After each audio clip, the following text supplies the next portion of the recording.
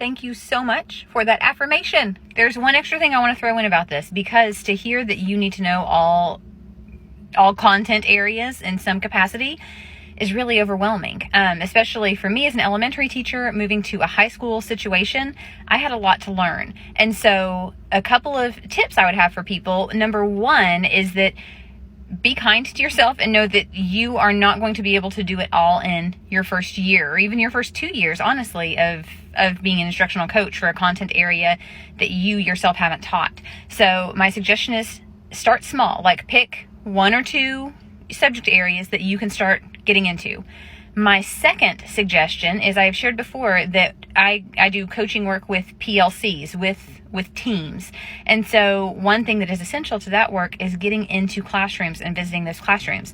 It helps in other ways as well, but primarily if you are new to that subject area, it helps you learn the content as a learner, as a student. And so that's actually something I'm going to start working with a new team next semester that I haven't worked with in the capacity that I will work with them. And so I am going to start classroom visits just for my own learning. So small pieces, and just go visit in the classroom, start diving in, figuring out some stuff. But be kind to yourself and know that you can't do it all at once.